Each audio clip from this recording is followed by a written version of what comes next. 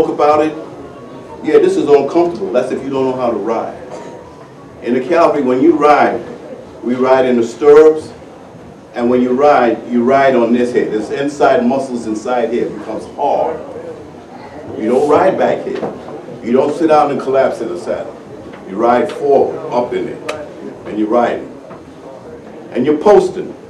One of the key things we learned, you see people when they ride, they don't know how to ride, they'll be shaking all over the saddle. The key to that is very simple.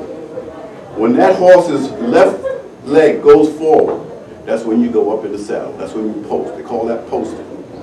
That's on a trot, which is out of the 5 gaits. You got a walk, a trot, a canter, a gallop, and extended gallop. The trot is the hardest one, but that's the one where if you don't know how to ride, you're going to box all over that saddle. And it's very interesting, and you ought to see when 1,200 of us in a regiment just riding, in a squadron rather, just riding in unison, everyone keeping time. But that's what you call posting. And it's comfortable, you get to know it, and your legs get tough, but you don't ride back here, you don't ride back here, you don't even touch back here, you ride up here. So you're not, and if you don't, like True Eddie said, you sit back there, you're going to get injured. You guys know what I'm talking about. So, but the reason I have the hole is for ventilation. That's another thing, because you work up a lot of perspiration, what we just call horse sweat, in riding this saddle. All the equipment you see here is what I had. This here, Trooper Edley called it a poncho. But that poncho is really half a pup tent. Your partner or your buddy would have the other half. They button together, lay down on the ground, and you have a tent. But everything, all your worldly belongings belong in here. You get probably 2 changes of underwear, a towel. You got your saddle bag. You put your toothbrush, your comb, your razor, and your love letters from home. That goes in your saddle bag.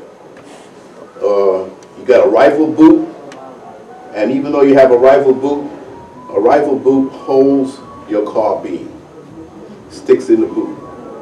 So it's not so while you're riding, you start on the saddle.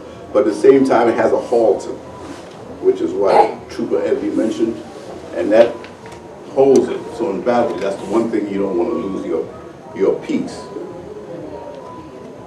After you finish 12 weeks of basic, they detail us down to the Mexican border. We did Mexican border patrol duty 24/7. That's where the United States had the 9th and 10th Cavalry during World War II. Yes, we had spies coming in across the border, but very few. Not like today, but very few. The only one that I really remember that made a mark is a little Japanese guy that had 6 pegs of, looks like a little, like a tangerine, had cyanide, arsenic in it. And we were stationed down at that time, our unit, down at Del Rio, which is at the international bridge going into Mexico. They have a large reservoir there called the Amistad, A-M-I-S-T-A-D reservoir, which was the watering hole, well, I mean, not a hole, but it's a big reservoir for all of the border towns and the military installations along there at that time. If he had gotten to that, he would have had a mass wipeout at that time. But we caught him, thanks be to God, and turned him over to the Texas Rangers, who, I guess, whatever they did with him at that time. But guarding that Rio Grande, I don't see why it is a big problem today, because I said, if it was on my watch, all I would do with that Rio Grande River is fill it up with alligators. If they make it, then that's their passport to the United States. But that's a rough scene down there, because all you had is cactus plants and rattlesnakes and mosquitoes as big as as big as your fist, and the nights were cold. You get down to 40 degrees down there in that Rio Grande Valley, and in the daytime it was 110 degrees in the shade. So you find that you get a little taste of all of it. But that border patrol duty that we had then, compared to what they have now, we had a cavalryman stationed about every quarter of a mile. And a quarter of a mile was a decent piece of territory to cover. And in the nighttime, you know, you're a little tired, you're a little weary, you have a tendency to go to sleep. What you do, you take the reins of your horse and you wrap it around your wrist just like this, and you could go on the bush and what we call gold break, because people say, or take a little gnaw. But if anyone is approaching our territory that we had to guard, all he would do is pull on it. The horse didn't make a sound. Just pull on it, wake you up. And we had a signal that we would go down the line. But we had a good, secure border during World War II. What you hear about today wasn't going on there. It caused something else too. The problem was not as large yesteryear, 60, 65, 64, 63 years ago, as it is today. It's a big difference. But it's a Herculean task. It's a dangerous task today because you're dealing with drugs. People will kill you for drugs. Back there, as far as I could recall, there wasn't any drugs. There may have been a little marijuana, but that was all that we knew about. But that was our primary duty. 1944, they decided to send us to North Africa, and when we got over there, I didn't go because I just missed the boat by one day because I was on a detail. They sent them over there and they disbanded or deactivated. You see, back there, that's why we call ourselves horse cavalry. You got horse cavalry, you got mechanized cavalry, which is the tanks that Patton made famous, and now you have with the copters, you have air cavalry. All wear the yellow cord. Infantry wears a blue cord. So that's what you have on the cavalryman. 3 different organizations on that. The task then, they took our outfits, deactivated us, and I can never understand now why would they train men who were expert marksmen and then give them truck driving jobs and whatnot. The United States had a fear that they didn't want black soldiers to have too much ammunition back in those years. I don't know why. We were just as patriotic as anyone else. But anyway, that was the conditions back in those years. But what happened, they stayed over there. I stayed back here because I got an appointment to West Point. But it's something that I didn't take after I passed my physical, which was a rigid physical at Walter Reed Hospital in Washington, D.C. Because in my duty station changes, I got locked up in Atlanta for drinking out of a white drinking fountain.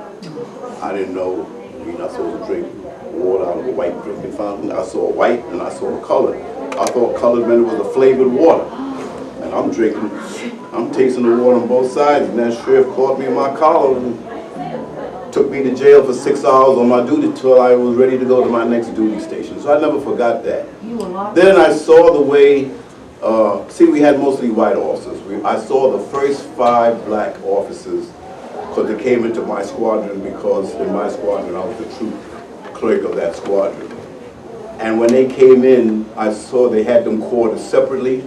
They wasn't treated. They had them off on the side in a house. They didn't eat with the white officers. They had to come down and eat with the black troops.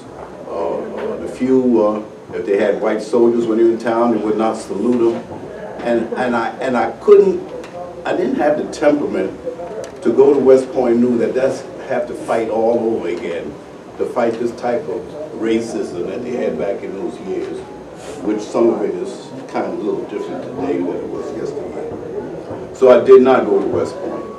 I have no regrets about it, but it would have been a good education. I would have been an engineer, I guess, coming out of West Point, but after the war I became an architect, so I still fulfilled my dreams. But then after that, they were forming the Black Bombardier Navigator Squadron for the Tuskegee Airmen because they thought the war was going to be prolonged, but due to the atomic bomb, you know, that shortened the war. But they was getting ready to make up a whole squadron of Bombardier Navigators, and I was selected for that because I had the marks. I had the IQ for that. So they kept us down at Keystone Army Air Force Base. We were only supposed to be there 2 weeks before we went to Texas to bombardier Navigator School. But it kept us there, I guess, for about 12 weeks. And then after that, I went to some other duty stations, and then I taught hand-to-hand combat at the Quartermaster School, the 90-Day Wonders, which is OCS Second Lieutenants. And then 1940 into 1945, I came out to service, and that was it. So that was my life as a Buffalo soldier. It was a good life. I have no regrets about it. I learned a lot as a soldier, and I say to parents today, I think young men and women should do about 3 years, especially those young folks who don't have any control of their lives and they don't know anything about how to treat other people, how to do the correct thing. I think some military discipline would definitely help them and enhance them. I know it was good for me, although I had dynamic parents, I knew right from wrong, but a lot of young folks, I think that military training is good. Every one of those Buffalo soldiers who spoke here today, they were in one of the military units, and they could tell you, it's an experience. You got good, bad, but you get more good days than bad days. But ladies and gentlemen, that's my story as a Buffalo soldier. I do have what we call I'm the historian for the state of North Carolina. So I make these up. It gives us the association. We have 29, 30 chapters in the United States of Buffalo Soldiers. We have the 9th Cavalry, the 10th Cavalry. And then in 1943, before getting ready to send us overseas to fight, they formed the 2nd Cavalry Division. That was made up of the 9th, the 10th Cavalry units, and all of the support units. And on the back, I have a 12-month 208 calendar. So if you want a copy of this history, we sell it for $5, but I autograph it with your name on it, that you got it from a Buffalo soldier, and my name is down here on the bottom as a historian for the state of North Carolina. Thank you. If you have any questions, I'm here to answer them for you.